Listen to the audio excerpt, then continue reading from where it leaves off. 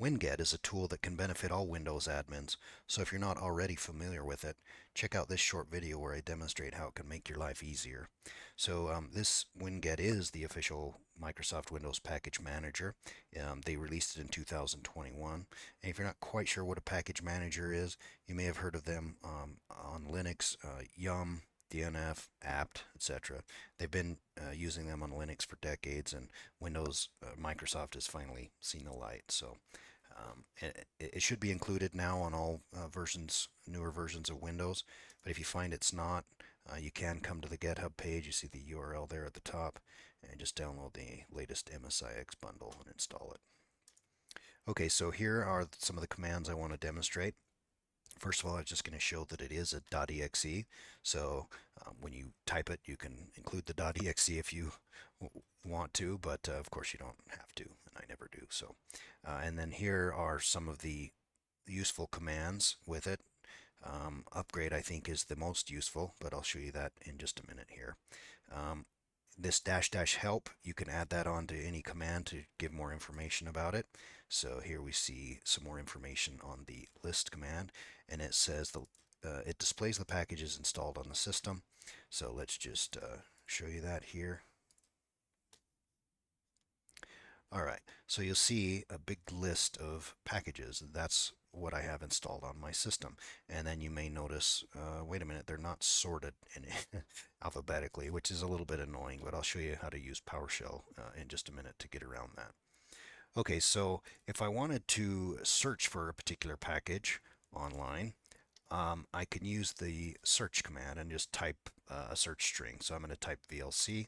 So let's search for anything with VLC in the name or the ID or the tag, for example. And here you see several of them.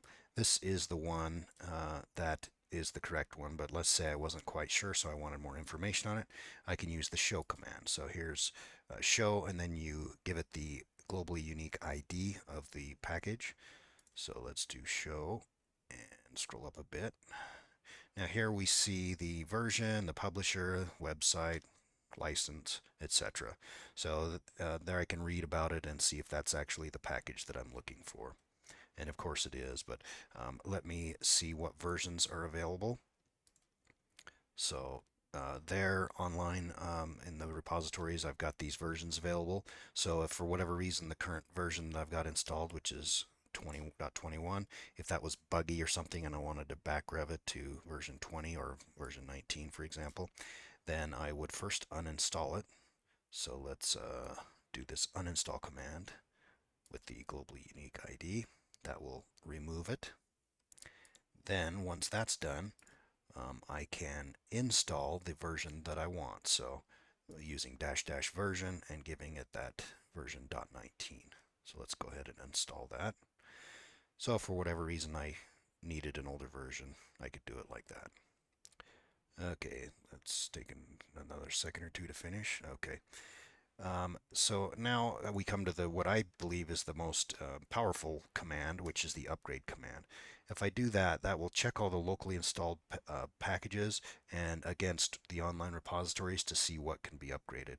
So you can see this might be very useful if you've got a bunch of different things that need to be upgraded, or you may not know what needs to be upgraded. You can use this command to check. So you can see there I've got 3 packages that need upgrade. One is this VLC, of course, that I just installed an older version of. And I could install one particular package by giving it the ID of the package name. But really the command that I always use is just the dash dash all, and that will get all the packages that need an upgrade and go ahead and upgrade them. So you can see this could be a real time saver here. This is where it really earns its money. And you could script this, maybe do it once a week or once a month or something like that to make sure all your packages are patched and up to date. So you can see this is just going through them one by one. It downloads the latest version, then it starts the install. Once that's finished, it'll progress to the next one and so on until it's finished. So we'll give that just a second here while that's going through. And then finally, I'll demonstrate a little bit of PowerShell that you can use with this. There is an official Microsoft PowerShell module now. It, you may find that you don't need that, but there is one particular case where I can think of where it's useful, and that is sorting them alphabetically. And I'll show you that in just a second. But so if I was going to search for PowerShell modules that have Winget in the name, I could do this. And I can see there's several of them, but this is the official Microsoft front end. So let's go ahead and install that module. And once that's installed, I can see all the commands in that module by using the get dash command and giving it just the module name. And we can see here I've got find Winget package, get Winget package, I've got install Winget package, uninstall and update Winget package.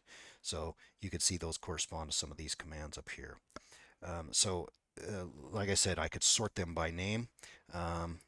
Just using PowerShell sort object. So let's go ahead and do that. I'll get all the Winget packages, which corresponds to Winget list, but then it's going to sort them by name. So you can see they're all sorted there alphabetically.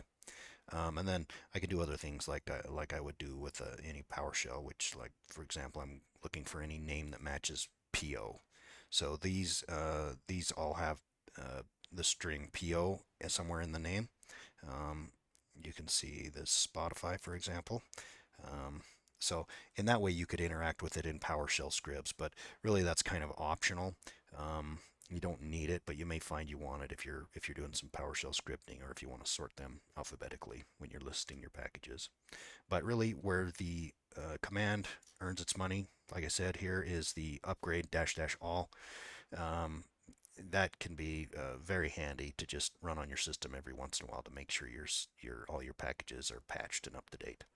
Anyway, if you haven't checked it out, check out Winget and see what you think. Thanks for watching.